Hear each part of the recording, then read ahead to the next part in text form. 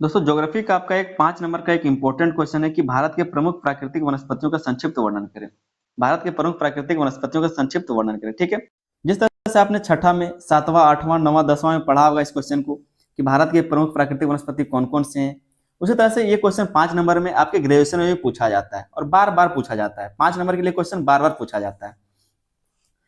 जो भी हमारे देश में, भारत में प्रमुख प्राकृतिक वनस्पति है, 6 प्रकार की वनस्पतियों को हम लोग पढ़ते हैं, उसी चीज को यहाँ पर भी हम आपको बताने वाले हैं। आपका एक छोटा सा वीडियो ये होने वाला है। ठीक है, यहाँ पर आप अगर इस चीज को देख लेते हैं, समझ लेते हैं, तो आपका 5 नंबर मिल जाएगा। ज्योग्राफी में आपको 5 नंबर मिल जाएगा। ठीक है, तो समझते हैं इस क्वेश्चन के आंसर को।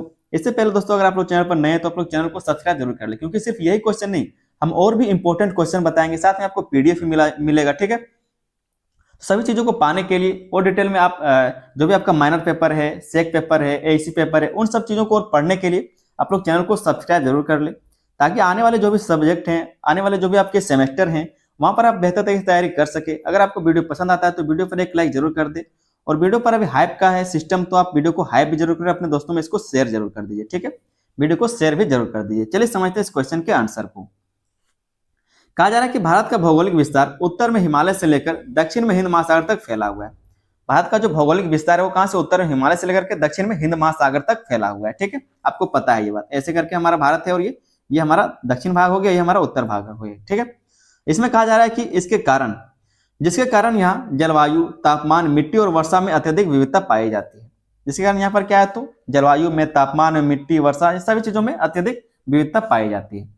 यह विविधता भारत की प्राकृतिक वनस्पतियों को भी अलग अलग रूप देती है, और इन्हीं सब विविधताओं के कारण भारत में अलग अलग प्राकृतिक वनस्पतियां भी पाई जाती है। क्या कहा गया, प्राकृतिक वनस्पतियां वे होती हैं जो बिना मानव हस्तक्षेप के प्राकृतिक परिस्थितियों में स्वयं उगती हैं। ठीक है, बिना मानव के हस्तक्षेप के। आगे कहा जा रहा है कि भारत में विभिन्न प्रकार के वन, सदाबहार, पर्णपाती, पहाड़ी, तटीय और झाड़ीदार देश की जैव विविधता को विशेष रूप से समृद्ध बनाते हैं। तो यहाँ पर कई प्रकार के वन पाए जाते हैं। सदाबहार वन पाया जाता है, पर्णपाती वन पाया जाता है, पहाड़ी, तटीय और झाड़ीदार वन पाए जाते हैं, जो देश की जैव विविधता को विशेष रूप से समृद्ध बनाते हैं। ठीक है, जो देश की जैव विविधता को विशेष रूप से समृद्ध बनाता है। भारत के जो प्रमुख प्राकृतिक वनस्पति हैं, जिस तरह से आपने नीचे के क्लास में 10th में, 9 में, 6 में, 7 में पढ़ा होगा, सेम उसी तरह की बातों को हम यहाँ भी पढ़ने वाले हैं। ठीक है, पहला जो भारत के प्रमुख प्रकार का वनस्पति है वो है उष्णकटिबंधीय सदाबहार वन। उष्णकटिबंधीय सदाबहार वन, ये वन उन क्षेत्रों में पनपते हैं जहां वर्ष भर भारी वर्षा, 200 से 300 सेंटीमीटर जहां पर वर्षा होती है वहां पर पनपता है, और तापमान भी अधिक रहता है। तो इससे क्या है, तो जो जहां पर अधिक वर्षा हो और तापमान भी अधिक हो, वहां पर आर्द्र जलवायु बन जाती है, जिसके कारण यहाँ पर पूरा घना और सदाबहार वन पाया जाता है। इनके वृक्ष ऊंचे, घने और सदैव हरे रहते हैं। सूर्य का प्रकाश जमीन तक नहीं पहुंचता, जिससे निचली सतह पर नमी बनी रहती है। सूर्य का जो किरण है वो क्या है, तो जमीन पर नहीं पहुंच पाता, क्योंकि इतना घना रहता है जंगल, जिसके कारण सूर्य का प्रकाश जमीन तक पहुंच नहीं पाता है, और निचली सतह हमेशा नमी बनी रहती है। निचली सतह में क्या, तो हमेशा नमी बनी रहती है। इन वनों में महोगनी, आबनूस, रबर, रोजवुड जैसी बहुमूल्य लकड़ियां मिलती हैं। ये मुख्यतः पश्चिमी तट, पश्चिमी घाट, असम, मेघालय तथा अंडमान निकोबार में पाए जाते हैं। तो इस तरह की लकड़ियां इन सब क्षेत्रों में पाई जाती हैं। ठीक है, और यहाँ पर इस तरह से किन क्षेत्रों में पाया जाता है इसको भी आपने समझ लिया। दूसरा जो हमारा प्राकृतिक वनस्पति है वो उष्णकटिबंधीय पर्णपाती वन, जिसको मानसूनी वन भी कहा जाता है, जहां पर हम लोग पत्ता झड़ जाता है। ठीक है, ये वन मध्यम वर्षा, जहां पर 100 से 200 सेंटीमीटर तक वर्षा होती है, उन क्षेत्रों में पाए जाते हैं। ठीक है, पतझड़ के मौसम में इनके पेड़ों के पत्ते झड़ जाते हैं, जैसा कि हमारे राज्य में आपने देखा होगा। तो पतझड़ के मौसम में क्या, तो इन सब पेड़ों से पत्ते झड़ जाते हैं, और इन्हीं को पर्णपाती वन कहा जाता है। ठीक है, इसलिए इन्हें पर्णपाती वन कहा जाता है। इनमें मुख्य रूप से 2 श्रेणियां होती हैं, एक आर्द्र पर्णपाती और शुष्क पर्णपाती। सागौन, साल, शीशम, बबूल और खैर इनके प्रमुख वृक्ष हैं। ये वन मध्य प्रदेश, झारखंड, छत्तीसगढ़, बिहार और उड़ीसा में सबसे अधिक विकसित पाए जाते हैं।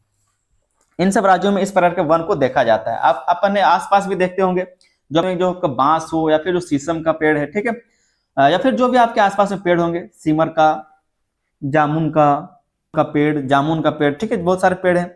तो देखते हुए वहां पर पत्ता झड़ जाता है। जो बसंत ऋतु आएगा, जब फरवरी मार्च का टाइम आएगा, तो वहां पर पत्ते झड़ने लगते हैं। उसी को पर्णपाती वन का पेड़ कहा जाता है। तीसरा जो प्रकार का वन है वो है कांटेदार एवं झाड़ीदार वन। कांटेदार एवं झाड़ीदार वन, क्योंकि ये 5 नंबर में क्वेश्चन आता है, तो ज्यादा आपको लिखने का जरूरत नहीं है। 5 नंबर तक ही आप लिखिए। कम लिखिएगा तभी आपको 5 नंबर देगा, और ज्यादा लिख दीजिएगा 4 पेज, तभी 5 नंबर देगा। आगे इसमें कहा जा रहा है कि इस प्रकार की वनस्पति शुष्क जलवायु वाले क्षेत्रों में पाई जाती है। इस प्रकार की जो वनस्पति वो शुष्क जलवायु वाले क्षेत्रों में पाई जाती है, जहां वर्षा अत्यंत कम मतलब 25 से 75 सेंटीमीटर के बीच होती है, मतलब 100 सेंटीमीटर से कम हो। इन पौधों में पानी की कमी सहने की क्षमता होती है, इसलिए इनमें छोटे छोटे पत्ते, लंबे कांटे और गहरी जड़ें होती है। इनमें बबूल, कीकर, खेजड़ी और कैक्टस प्रमुख पौधे हैं।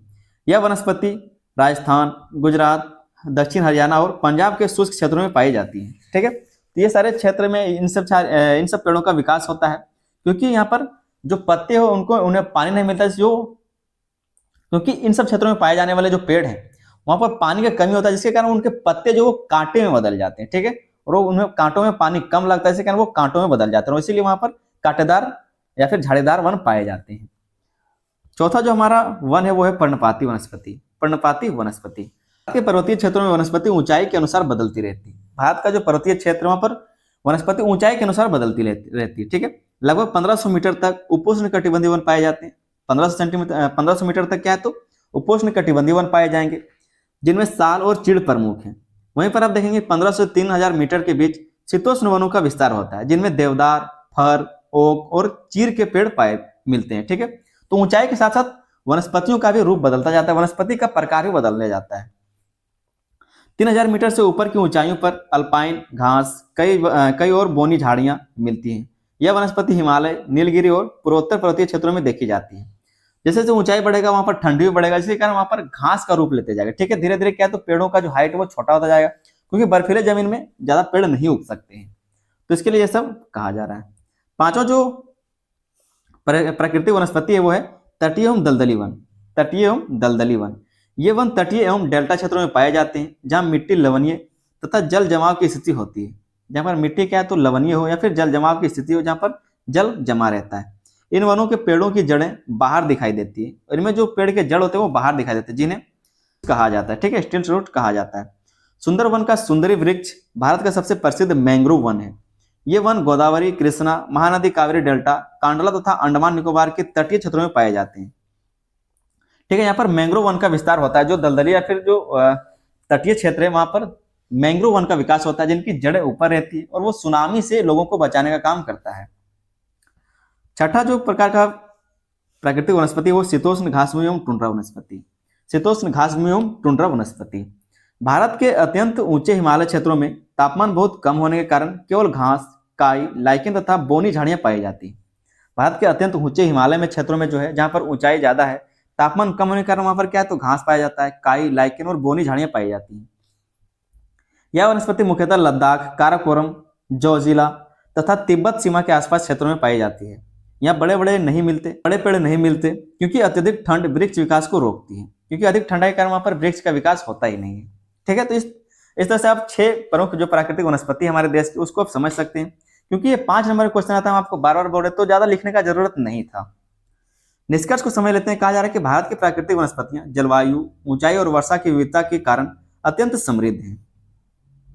सदाबहार घने वन से लेकर शुष्क कांटेदार झाड़ियों तक तथा हिमालय की अल्पाइन वनस्पति से लेकर तटीय मैंग्रोव तक भारत जैव विविधता के मामले में विश्व के अग्रणी देशों में शामिल है।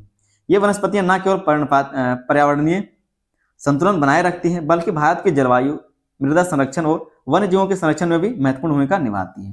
तो इस कारण भी ये ज्यादा भूमिका निभाता है। ठीक है, उम्मीद करते हैं क्वेश्चन का आंसर आपको समझ में आ गया होगा। ये क्वेश्चन बार बार 5 नंबर पूछा जाता है।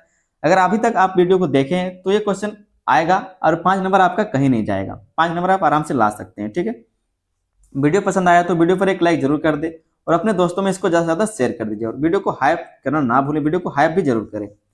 और चैनल पर दोस्तों अगर आप लोग नए तो अपने चैनल को सब्सक्राइब जरूर कर ले, साथ ही बेल आइकन को दबाकर उसको ऑल पर भी जरूर सेलेक्ट कर लीजिए, ताकि हम जब भी यहाँ पर वीडियो डालें उसका नोटिफिकेशन आप तक पहुंचता रहे, अच्छे से सही सेमेस्टर में सभी विषयों की तैयारी कर सके। चलिए मिलते हैं अगले वीडियो में, तब तक के लिए धन्यवाद। जय हिंद।